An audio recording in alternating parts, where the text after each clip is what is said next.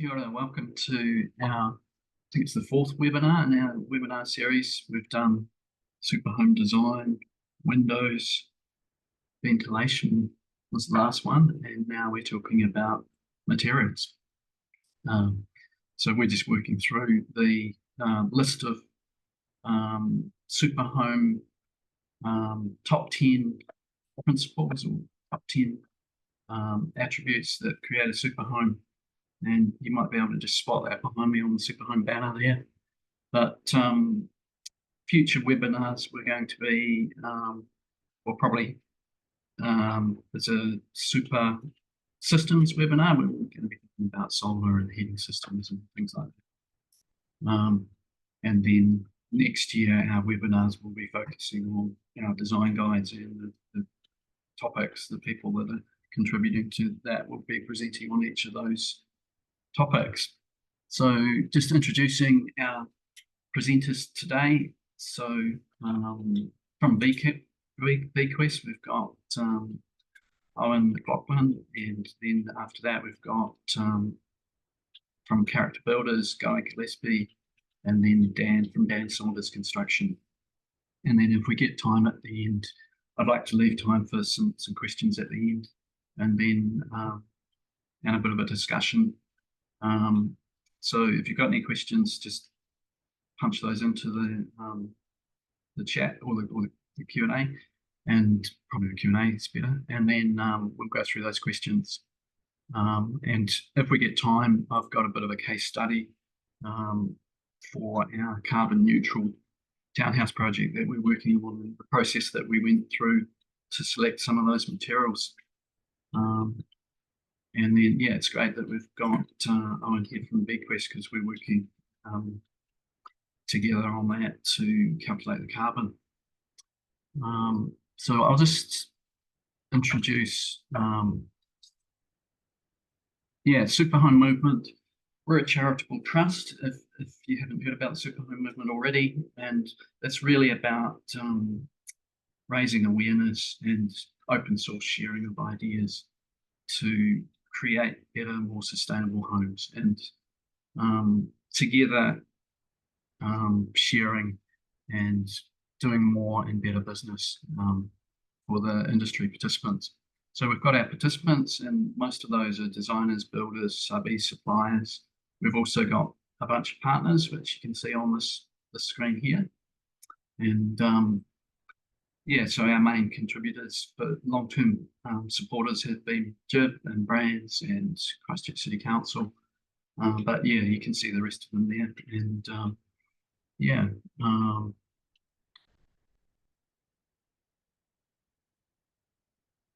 so we've enjoyed partnering with New Zealand Certified Builders. We just did an education day in Auckland yesterday where we talked to hundreds of builders and did 12 classes. It was a bit of a marathon, but I think it's really important that everybody in the industry is aware of super homes and the need for super homes and how to have the right conversations. So that was really good.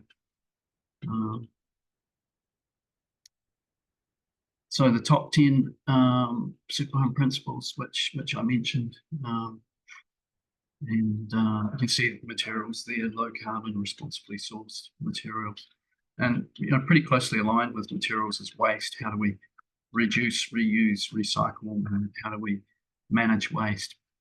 So, like I mentioned, these are our other webinars that we've done and are coming up. We've had our super home tours a couple of weeks ago, so we've now that was great, popular as ever. Hundreds of people visiting a bunch of homes, and then next we've got our bus tour coming up on the 6th of September, which is a more in-depth and more focused day. The whole day we go around a handful of homes and have lunch, have the obligatory after drinks. It's a very enjoyable day, lots of connections made, lots of learning, and so that's 6th of September. So, and on the super home bus tour, we've got an under construction home which is great. So you can see the systems and how that's going together. And then we've also got a renovation this year too, which is super. And yeah, I mentioned the design guides. That's our big project, and we're hoping to do a soft launch of this November. And then our webinars next year will be focusing on each of the topics of the design guide, Super Home Design Guide and Super Reno Design Guide. Incidentally, if anyone's got any is wanting to be involved in this, just send us an email and we can get you in there. So that's going to be quite it's going to be an online document and a lot of video content. We've started by interviewing the contributors so far. And it'll be a living document, so it'll be updated on a regular basis. So I'll just hand over now to Owen from VQuest. Thanks, Bob. Cool, I'm in the hot seat. Hello, everyone. So I'm Owen. I'm a co-founder at VQuest. And for my segment today, I'm going to talk about carbon emissions and materials and the landscape associated with that at the moment in New Zealand. It's a big topic, so I'm kind of going to race through all the kind of main key points of that in 10 minutes or so. So my background is a quantity surveyor, so data of materials, cost of materials is something that's always been very important to me. Over the last number of years, I've been involved in quite a few case studies looking at mass timber. So looking at those engineered wood materials and how they perform when they're used in lieu of concrete and steel. So we'd look at those case studies on a building by building, in the building by building context, and see how they perform not only from cost, but also in terms of carbon emissions, so we could tell the whole story. And what we found was, just kind of briefly, I suppose, demonstrate the summary findings from those case studies, was quite often if you use full mass timber throughout the project to maximize sustainability, that would come at a cost premium, but there is a balance of materials where you use the right materials for the right place. What we'd find then is that you could still dramatically increase the amount of sustainable materials in the project at zero cost increase to the budget if you use the right materials in the right place. But often for core structure, we would see results like 20 to 30% reduction in emissions on the core structure, upfront embodied carbon, as well as if you factored in wood storing emissions, so sequestered carbon or biogenic carbon in those materials, that could be up to 70% reduction without increasing the cost. So there's a really important balance between cost and carbon when you're looking at these assessments. So what from leading on from those case studies, we actually got backing from MPI to turn our internal systems that we developed for producing those case studies into a commercial product. So that led us to develop the software that's available on the market in New Zealand today to help with carbon compliance, called VQuest. So VQuest is designed for all those architects, engineers, design build contractors, anybody who is using the likes of Revit, ArchiCAD, and SketchUp. So VQuest is an application or a plugin, whatever you want to call it, that actually integrates into that design software. So as you're working through your design for your building, for your client, VQuest is going to give you, you're going to sync that design into our 3D dashboard, and it's going to give you live feedback on the carbon emissions associated with the materials that you are specifying in your project. So combine not just the emissions, but the cost and even the weight of those materials on top. That now is not just a carbon calculator, but it's a carbon management tool.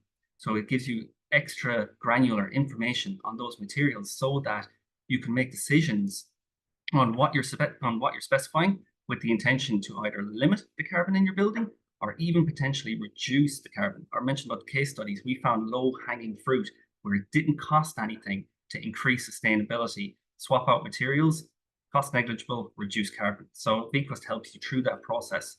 I guess the final part of that, and here's just an example of that dashboard on screen. So, and then the final part of what VQuest helps with is compliance. So it gets all of the quantities for you designers that are watching in terms of people using Revit and ArchiCAD. It will extract all the material quantities from those 3D CAD models, and it will export them out to the compliance documents. It does all the translation, the cleaning, and the formatting, and it pre-populates those Excel documents. Those Excel documents are Brand's LCA Quick for full life cycle analysis, full carbon journey of your building over a 50-year period, and the Green Star Embodied Carbon Calculator tool. So on those tools, that kind of brings us to the more serious side of things. So compliance. So when I talk about compliance, what I'm talking about is mandates, mandatory carbon reporting as per legislation passed by the government. What we have here at the moment on screen is the Building for Climate Change work program or roadmap from MB. So there's a caveat on this document in terms of how we're actually going to perform against these deadlines, given we're already in August of 2024, but it's still a live document. It still stands as of today. I'm going to focus on the two columns in the middle. It might be hard to read, but what it says is in 2024, legislation will pass in New Zealand mandating carbon reporting. So from 2025, as part of your consenting process, likely for all residential and commercial new builds, you would need a carbon calculation or a full life cycle analysis done for your project, both operational and embodied carbon. So that's from 2025 on, and then the program brings us right through 2030 and 2050. This document was released a couple of years ago. Given that we're so far in the year since the change of government, there's been a bit of a slowdown on action regarding building for climate change. So look, at this point, undoubtedly, we're probably going to see a bit of a delay in this being rolled out. But we do have international agreements like the Paris Climate Agreement that we signed up to. So it may be delayed, but it will come. And what we're going to find ourselves is in a situation of catch up. So things are going to get pretty fast, pretty quick when it does come around. So I don't want to go on about what is carbon too much, but I do want to hit on what the modules are. So when we talk about carbon and materials, so there's a small box in the bottom there in green, that's your operational energy. So when you're doing a building life cycle analysis, how much carbon is being used or generated when you're using electricity and water and things like that in your building over that 50-year period. Topic of today is on materials, but what I will say is operational energy is actually 50 to 70% of carbon generated from a building. Materials are actually less, they're going to be 30 to 50%. But as we create more energy efficient homes, hopefully continue to insulate homes better in New Zealand, decarbonize our electrical grid, that 70% will begin to drop. So as a percentage, the carbon in our materials of our building actually increases and becomes more of a priority. So we're getting onto that now. So what we have across the top, relevant to just materials, at the product stage, A1 to A3. So that is raw materials to leaving the factory or cradle to gate. An interesting kind of point of interest on that, if you were to look at maybe a drywall product or a timber product produced in New Zealand versus the same product manufactured in Australia, you will find that the Australian product often has about 4 times the carbon level. Now, most people would think, yeah, sure it does. We've got to put it on a boat and transport it over. That's where the extra carbon comes from. Not quite the case. It's actually because there's a very high reliance on coal-generated electricity in the grid in Australia, where there's a high level of renewables in New Zealand. So that creates a huge disparity between those materials. So something to keep in mind when it's not just distance from where your materials come from, it's actually the electrical grid that country operates. So that is your kind of material cost, carbon cost, A1 to A3. A4 to A5 is going to be your transport and construction. B, so that is the usage life of carbon from the usage life of that material over the life of the building. How does material still generate carbon when they've been installed? We'll take, for example, carpet. So an example I like to always give is you might have 2 carpet options that you're looking at the start of the project. Carpet option A is lower carbon, but only has a 10-year replacement life. Carpet option B might have a higher carbon, but has a 15-year replacement life. So over the life of the project, over the space of 30 years even, you'll have replaced option B only twice, but the lower one, lower carbon, initial carbon, 3 times. So over a life cycle analysis will help you tell which is actually the more optimal choice. In that case, it's probably the latter one. End of life stage and D are also covered in these, but that gets a bit probably more technical than I have time for today. So this slide says the problem. I meant for it to say the process, but there are a few problems in the process. So I'm going to hit on that because really that's the reality of the situation that we're in. So look, ultimately architects are working with their clients are the specifier of materials, and from a structural aspect, there's structural engineers as well. It's a balancing act when specifying materials. There's things to consider. There's the designer's philosophy. There is the homeowner's own preference, what they want to see aesthetically. There's environmental considerations. So if you're in an alpine environment or in there's sea sprays, there's a lot of things to consider. You line all those up. It's a balancing act. It works for everyone. Cool, you've selected your material, but there's more. You got to factor cost. So it's even more complex. There's another layer to the onion. Believe it or not, architects do understand cost, very much so. That's the reason we don't have solid gold bricks for cladding systems. So materials have to be affordable and within the client's budget, especially in residential. You know, architects and clients are making cost-informed decisions every day. And, you know, quantity surveyors often don't come in till later in the project. And in some residential projects, they don't come in at all at any point. So really, architects are helping the client through that budget side of things. And over the years of experience, they've developed a sixth sense for that. They understand what's expensive and what's cheap. You know, you have an understanding of that built up over years. You can make quick, informed decisions. But we're going to add another layer of complexity to that balancing act. Not only does it have to be suitable for the environment, aesthetically pleasing, affordable, but now we're going to introduce, we have to look at the emissions of that product. Does it fit within the range that's acceptable? You know, are we building sustainably and in line with what the restrictions are going to be when mandates come and thresholds are introduced in the future? So it's another level of complexity, but we don't have that same sixth sense, that same level of understanding of what's good. We know that wood is good. We know that steel is not so good. And we know that concrete is not so good, but it is getting better in terms of carbon emissions. So, but the understanding in depthly for all the products that you're specifying, it's a bit trickier. If I was to tell you that thermally modified timber had a higher carbon value or emissions value than fiber cement cladding, you know, that would probably be a surprise. And it should be, because I just made that up. But ultimately, what I'm trying to demonstrate is you don't have the same sense to call me out on that. We don't have that knowledge base built up. If I was to say aluminium cladding is cheaper than fiber cement, you would know that I'm wrong. So that's just a demonstration. We don't have that built up. So what do we have to do?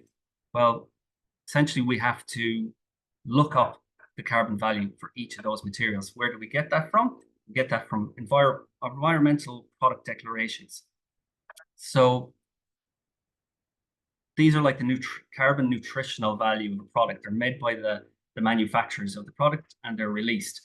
They're on PDF documents that are 100, 120 pages long. There's a big table of data on there on one of those pages. You're only after the information in one row, and then you have to get out your calculator and you got to work out an equation, and then you work out the carbon value per kg, and then you have to work out how many kgs of plywood you have.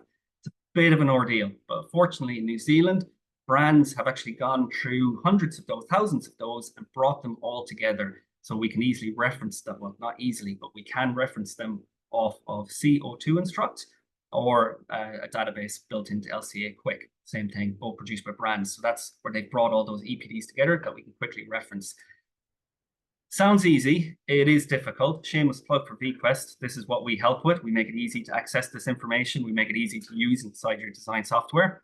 But ultimately, when you go to every material you're considering, you want to go and look up the carbon value to check if it's acceptable. This is the extract of the database of the 3,550 materials that are currently available from CO2 Instruct or LCA Quick. When I put them on the page to demonstrate, I thought they looked like skyscrapers. So excuse my doodling where I drew little towers over them. It looks like a small CBD of some description. So that is all the rates. It's very difficult. Even when you think you found the product you need, you'll find that your supplier, the product you're specifying, don't produce an EPD. So you'll go to one that's similar. They don't produce one either. So you'll go to the raw material. Cool. Is my steel coming from Thailand? Is it coming from China? Is it coming from Australia? It's quite a difficult process to even find what you need out of that 3,550 rates. That's one problem. The second problem is kind of counterintuitive to that. This is not nearly enough EPDs. We need 5 times that amount even for a start, because you'll constantly find yourself finding materials that don't have an EPD. So we need the list to be bigger, but then we have the problem of finding materials in that large list. It's also quite difficult. So look, I'm not going to go on about too many problems and make it too scary. There are solutions out there. There are third-party LCA softwares that help through this process, like VQuest. One thing I'll say, though, is in New Zealand, in terms of compliance, whether it's an authority or a body, professional body, they do prefer that you use their tools, like Brand's LCA Quick or the Green Star Embodied Carbon Calculator, because consistency is very important to them. They find some of the other tools don't quite always deliver full consistency. So what I would say is, as a final note, is to use this time wisely. There's going to be a delay on when those mandates come in. We have an opportunity here. When it comes around, it's going to be hell for leather. It's going to be go, and we're going to be playing catch up. So use this time wisely. Just get educated. Look at those documents. Look at the brand's documentation. Study the EPDs. Learn more about them, and reach out if you have any questions to me. And I'll leave it there. Thanks.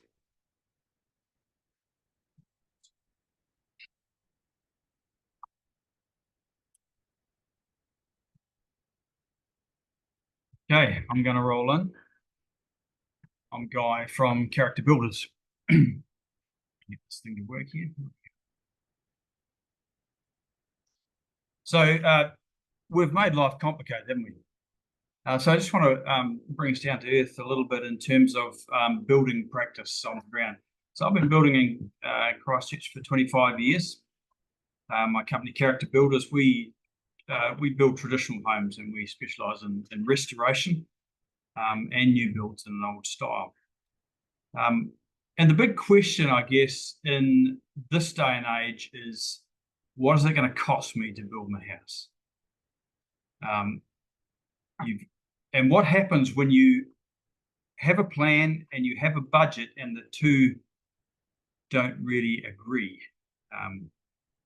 So the stages of building, I mean, you can look at how all the things you have to do to build a house, all the various stages of construction, and you don't need to know that as the end user, but most builders will work through, what's the design, the consenting process. They get through excavation, foundations, the framing, and so on and so forth, and until you get to the end of the job and you're building the decks and the driveway, and everyone's excited, but you ran out of money months ago. And so I want to talk about building on a budget. And what I would say is the first and most important part of this whole process is design. Now, that may seem strange coming from a builder, because usually we builders think that the architects are idiots and they should have done it more practically and all the rest. But actually, we need to stay in our lane and get a good designer, because it's the most important part. And when you get a concept plan that you love and that you've spent time on, or really you do need to spend time on it and think it through and push back with the designer and think about it carefully. And I create a scale model, and that's just fun. The homeowner can build a scale model, as you can see there on the screen. And it helps you to live and breathe the home that you want to build.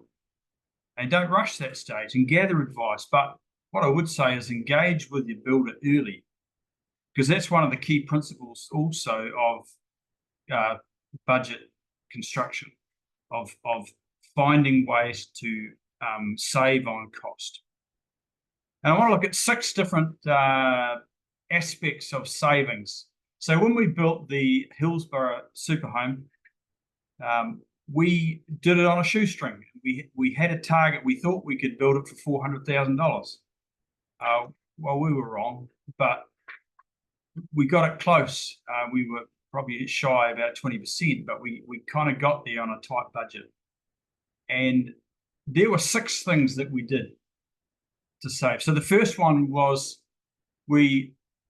once we'd established the plans and we'd thought it through and we'd pushed back and we felt we've got it as small as we could, and everything seemed to be working, we then started sourcing materials. And you don't have to be a builder to do this, but you've got to know what can be sourced at a reasonable cost, because there's no point spending a whole lot of time sourcing nails when you can just buy cheap nails anyway, and the builder will do all of that. You've got to know what matters. So the first thing is you can buy new alternatives, surplus stock. So we found a steel beam. It was slightly larger than the one that was designed, but it was a beam that was a quarter of the price of going to a steel merchant.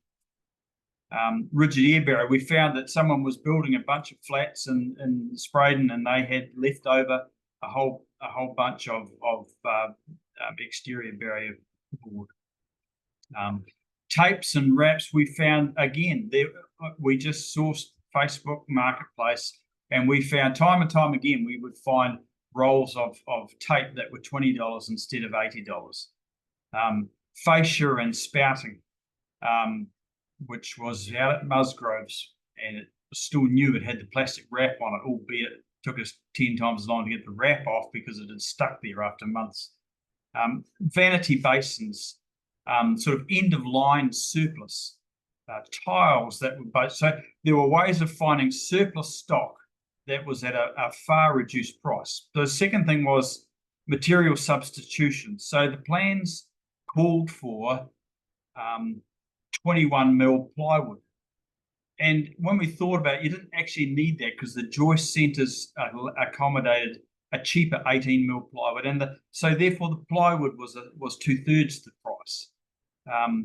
Soundproofing layers, instead of putting 2 layers of jib on, we found that you could source 15 mil particle board, packaging materials. And so we were able to substitute that to help with our soundproofing.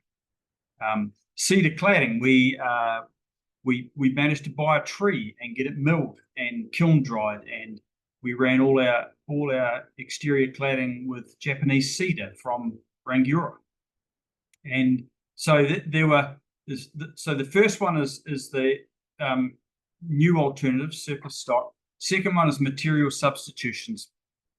The third one is then you go from the new products, you go to some recycled alternatives, quality secondhand materials. And you're not only getting it cheaper, but I guess it saves it going in a hole and destroying our planet. Colour steel roofing. You can see on the photo, if you look closely, that used to be red roofing. We've spray painted it black. It was 5 years old, been used on a commercial building, so it had very few holes that we had to fill on the ridges. And we were able to source our roofing.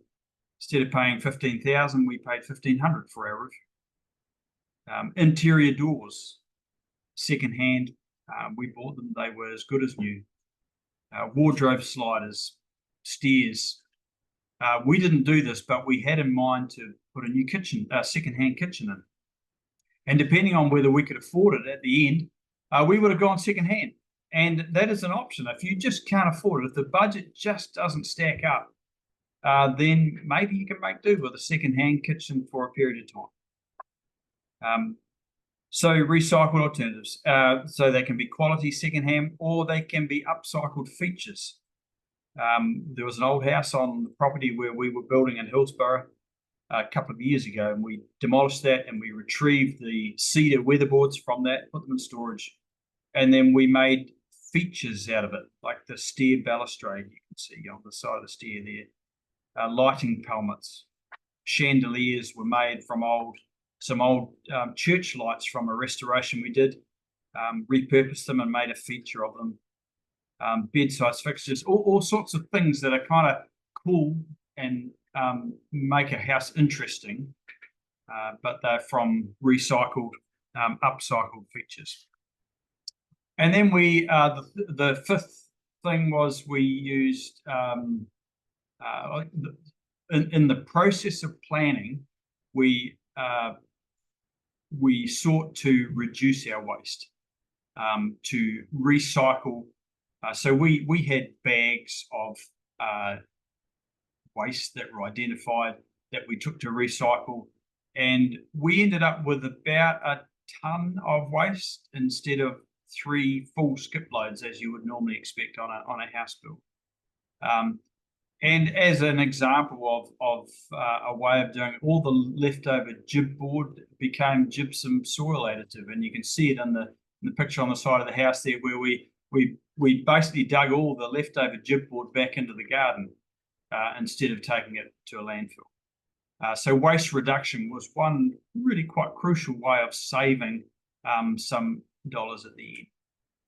And then the final one is reused or using recycled or reused appliances. In the process of building, we thought about this whole secondhand kitchen idea, so we bought a secondhand kitchen, and with that came a secondhand dishwasher and a secondhand oven, and they were in good condition, and a fridge actually. And so at the end of the day, we decided to keep those three components. We sold off the secondhand kitchen again, put a new kitchen in, but we used the oven and dishwasher and the fridge, and we found heated towel rails, for example, on Facebook Marketplace and bought those secondhand. We put in heat pump for heating and cooling. They were secondhand, and instead of paying $3,000 for a heat pump, you get them for $600. So I guess at the end of the day, what is a super home for you? And whilst we'd all love to have all the very best and go to the nth degree on everything, for most people, we were included, there is a budget and there is a constraint. And so you have to somehow find a way of building your super home and putting into it all the things that are really important to you, and come out having met a budget that you can work with, that you can live with, and have a super home, a healthy and warm home. This time of year, we just love walking into our home. It's beautiful and warm, and it is a comfortable home. We haven't had to spend the earth, and family show up, and balls get kicked around, and the dog scratches the wall, but we love it. It's not perfect, but it's a super home. So thank you, Bob. I'm going to hand this on to Dan. Good man. Thanks. All right, thanks, Guy, for that. Yeah, so I'm Dan from Dan Saunders Construction, and we also have the company Eco Panel, where we do prefabricated walls, as you can see there.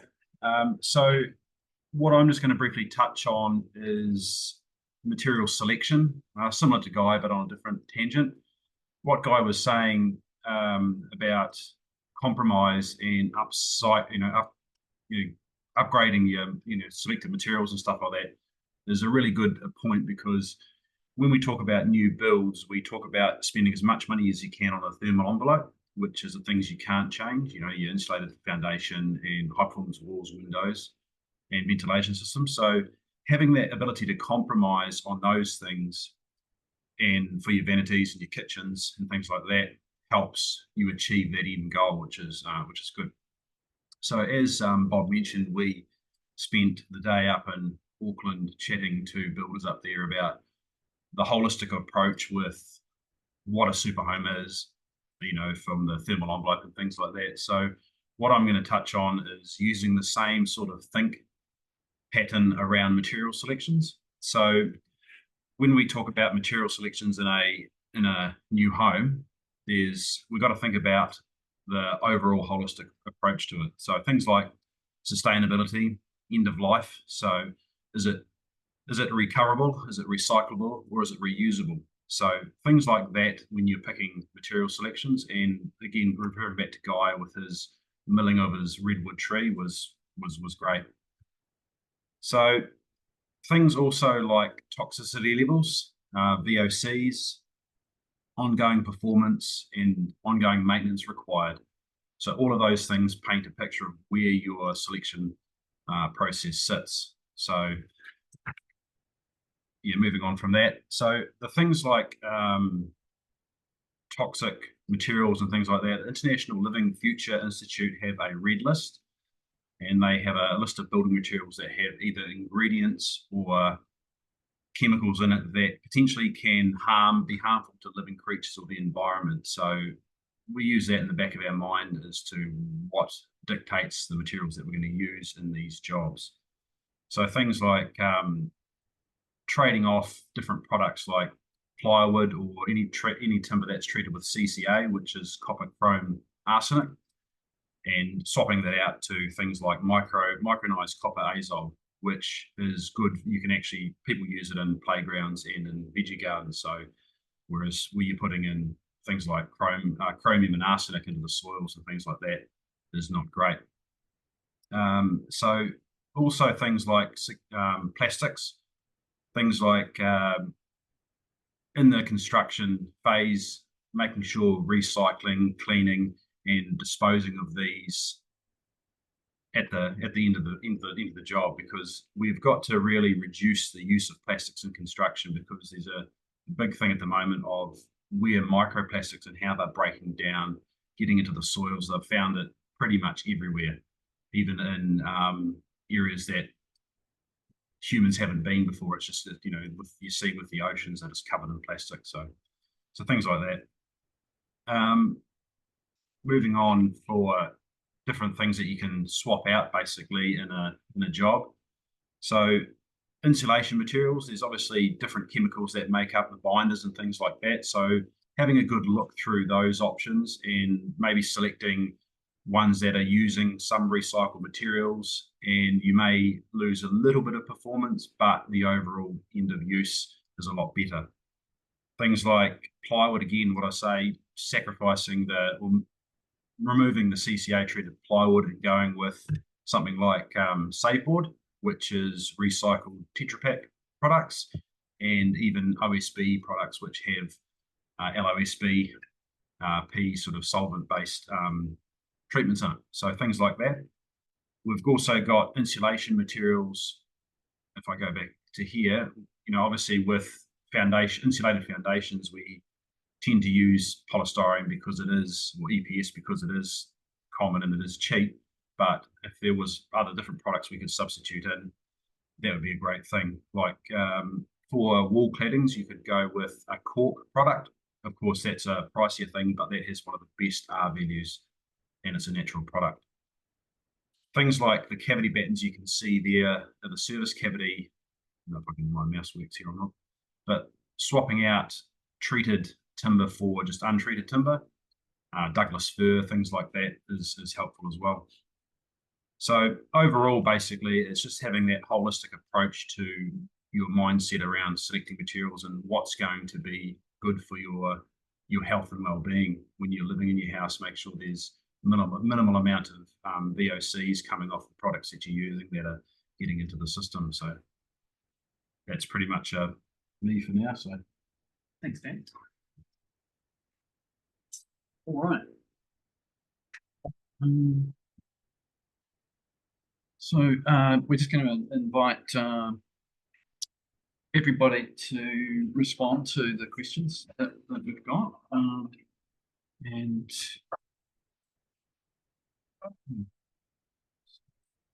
yeah, so we'll just check if we've got any questions. No, it doesn't look like we've got any questions, but maybe we'll wait and just see if anyone comes through with any questions, but we'll just maybe instead of that, have a bit of a panel discussion. So I'll just make sure you can see everybody. Guys not in the picture. Squeeze up. Yeah. So yeah, just personally, a couple of things that we've been thinking about is, with our carbon neutral project that we're working on.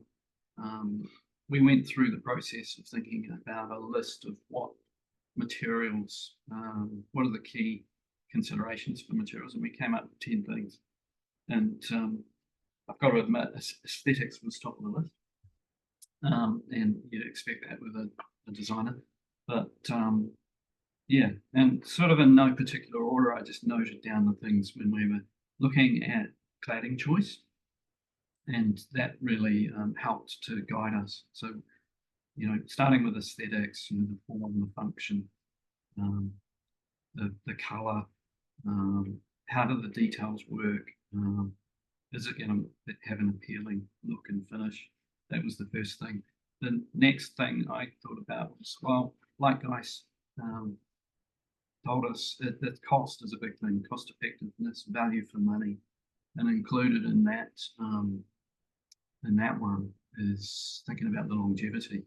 And yeah, so Owen touched on that. You know, if you're going with the cheapest carpet, you know, that lasts for 10 years, it's not going to be as good as one that lasts for 15 years.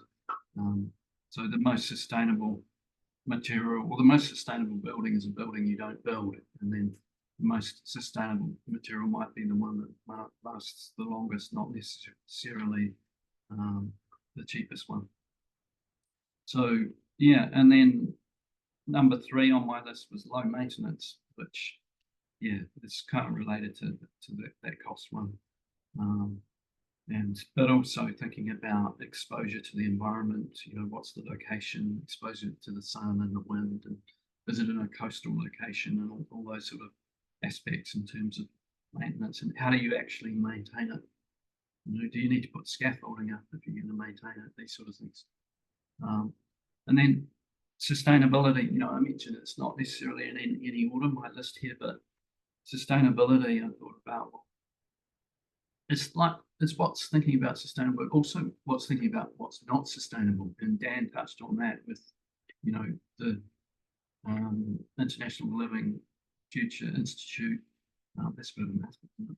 They are responsible for Living Building Challenge, which is a very stringent rating, which focuses on materials and beauty and things that other rating systems don't get to.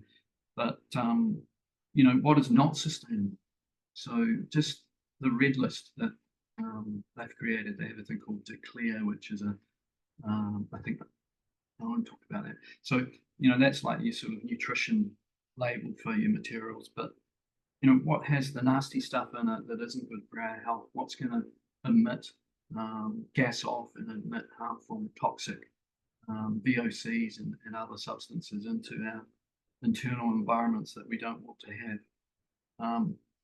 So that's really important. And then, you know, top of mind, you know, we're up to around eyeballs in this right now, carbon, thinking about the embodied carbon of materials and the whole life cycle, and where do they come from, how are they produced, how are they extracted, transport, and you know, although energy operational carbon is slightly more, like Owen was mentioning, it's going to become less significant as buildings become better and more energy efficient, and then the embodied carbon is going to take over.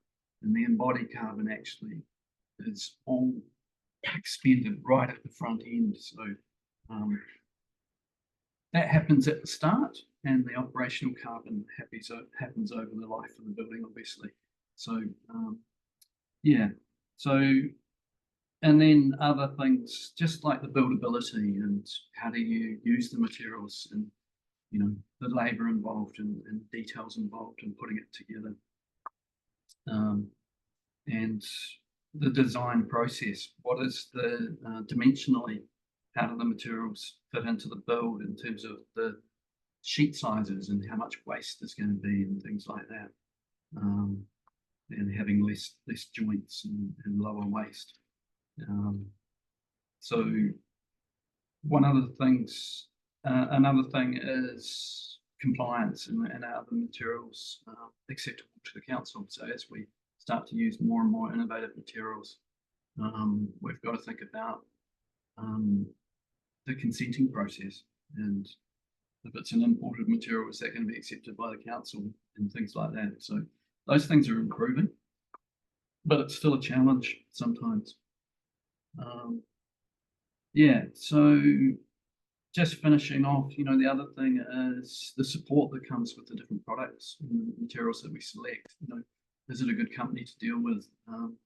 And you know, we've got the benefit of the super home movement, where we've got a bunch of really like-minded of industry practitioners and suppliers that understand our values and understand what we're trying to achieve, and are really helping us achieve our goals. and sort of an end-to-end approach where we've got support that we need from our partners with the materials that we're choosing.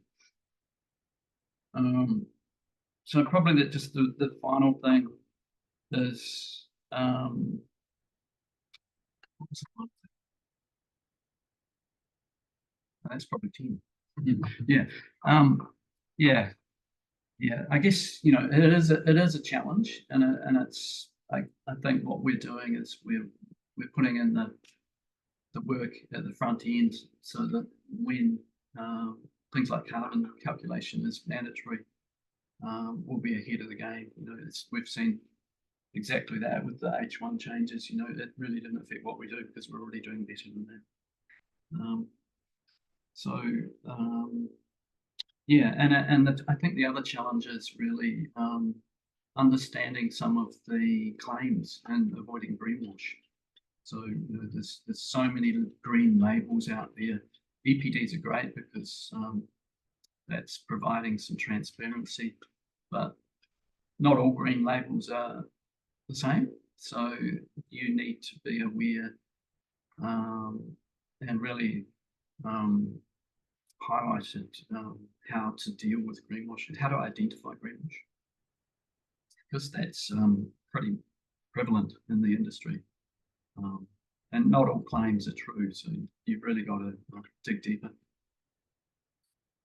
Okay, so we've got a few questions coming through now. So Laura, when using recycled secondhand product like the colour steel roof, is the warranty a consideration? Yeah, so it is a consideration and an issue, and when you're using anything secondhand, you have to accept the liability of imperfection. And I have a saying that perfection is a myth.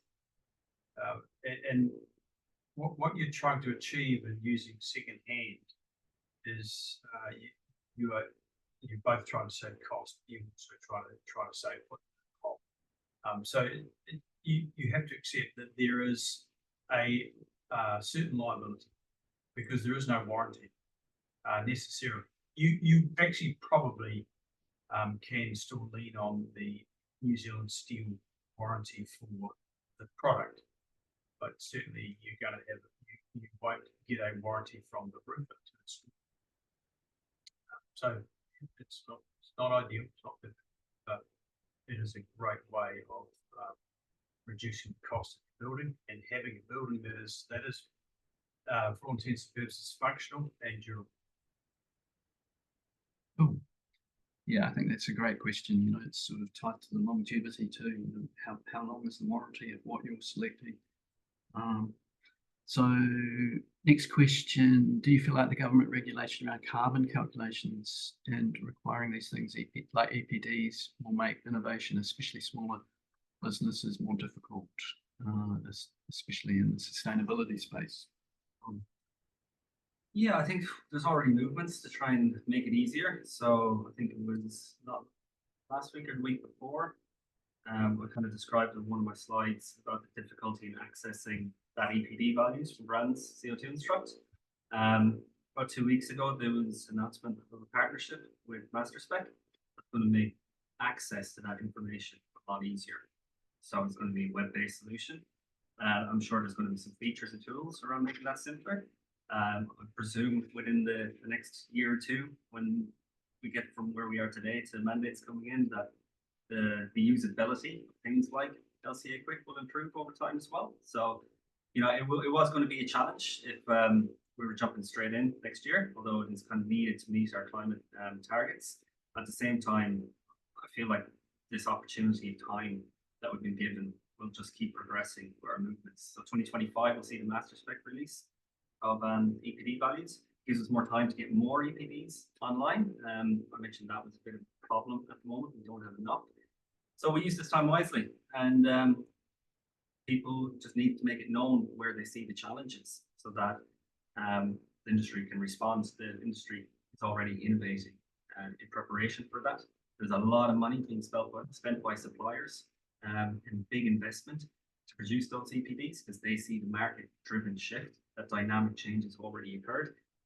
There's a lot of tools and solutions developing. So I think by the time it comes around, it won't be such a challenge as it might be today. Great. Next question.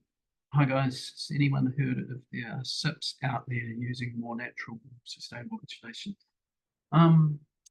Yeah, I think there are, but I think it's just not widely known. And I think there's lots of new materials on the horizon, natural materials, and we probably didn't emphasize that enough. But if you can use natural materials, they're usually more recyclable too. So it's a really good thing to think about.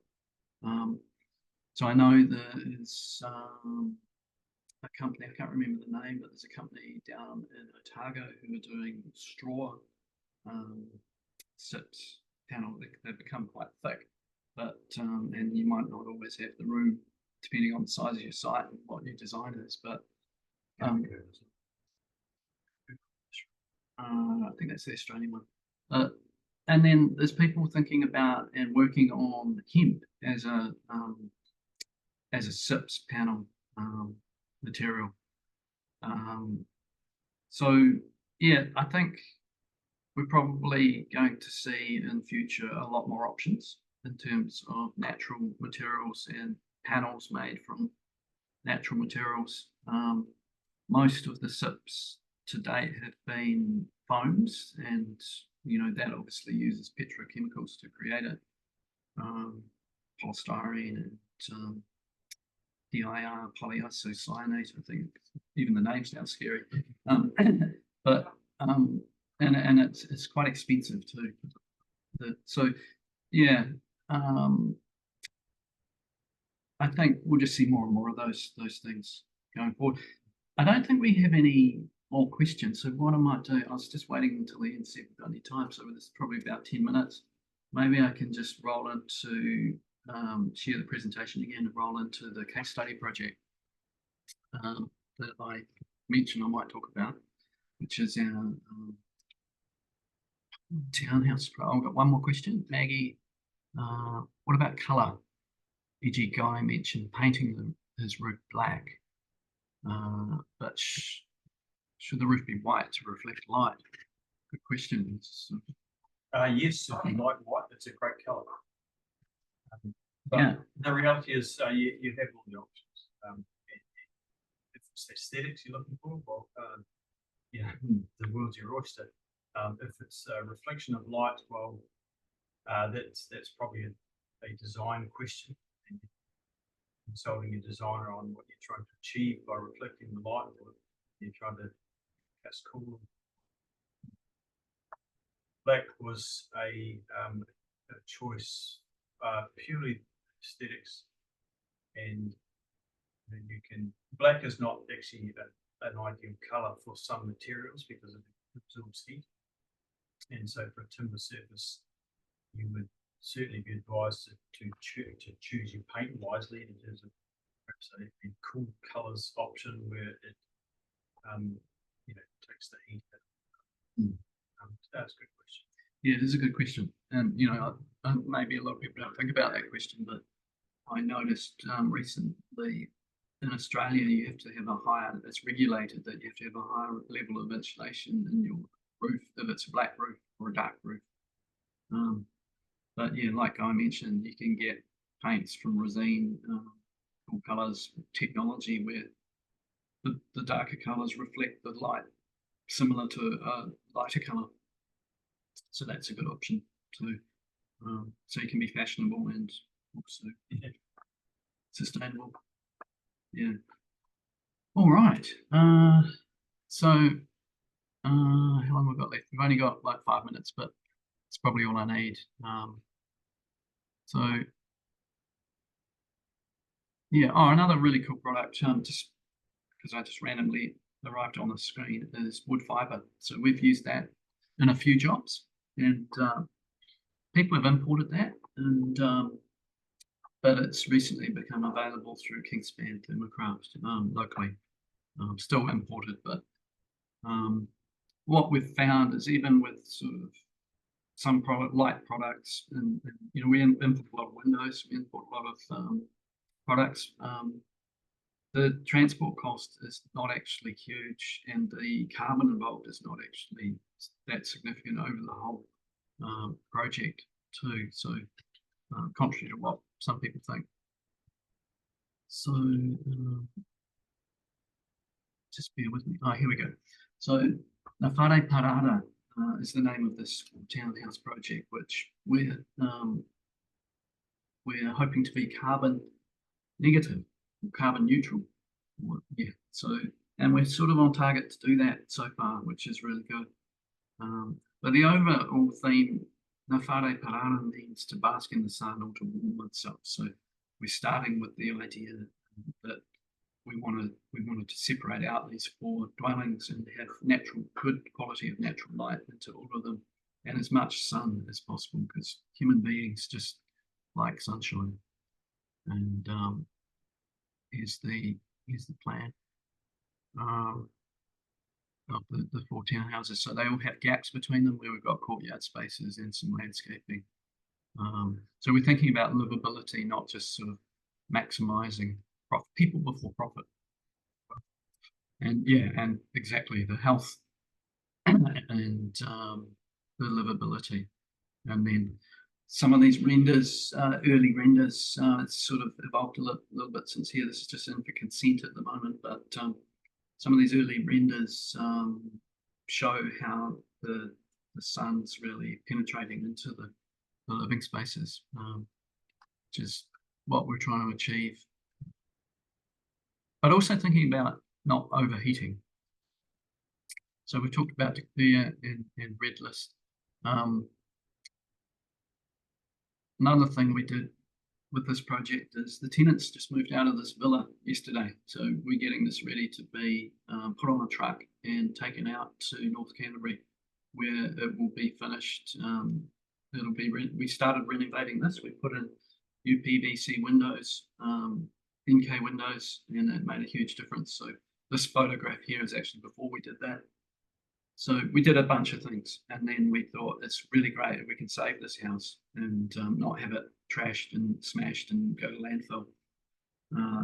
So that's cool. So before we even start on site, we're thinking about sustainability.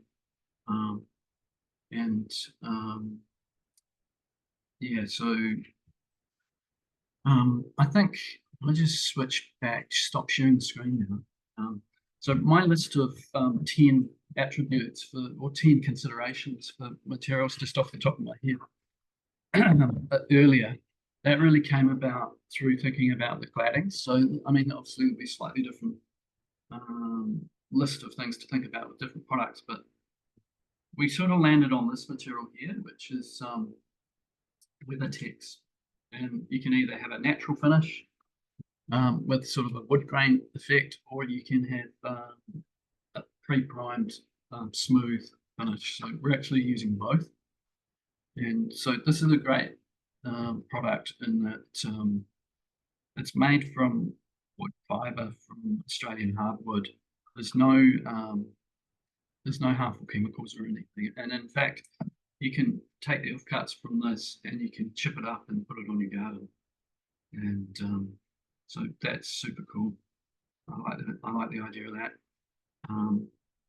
And it also comes in quite a large number of sheet sizes. So there'll be less waste because you've got more choices about the design, and the sheet sizes help with reducing the amount of waste.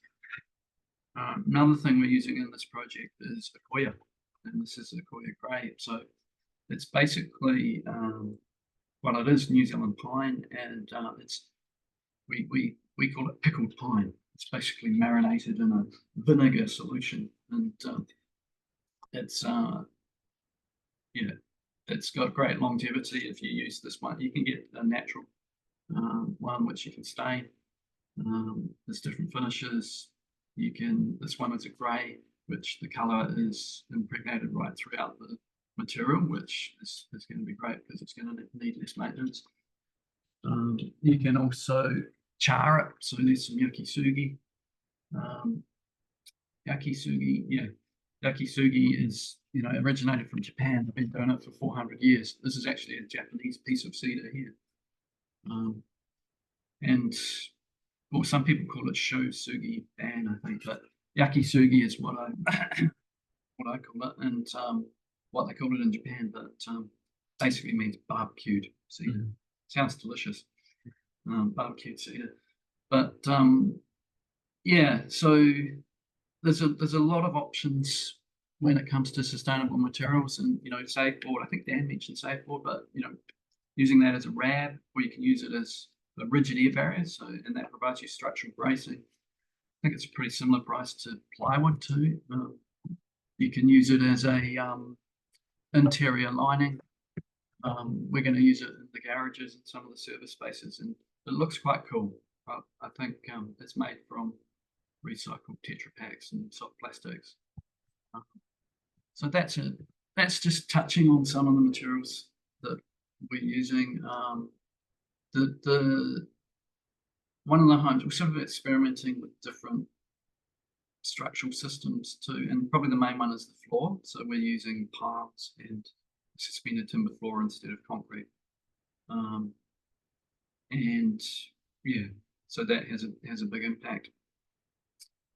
So I think we're at time now. So I've rabbited on about that for enough.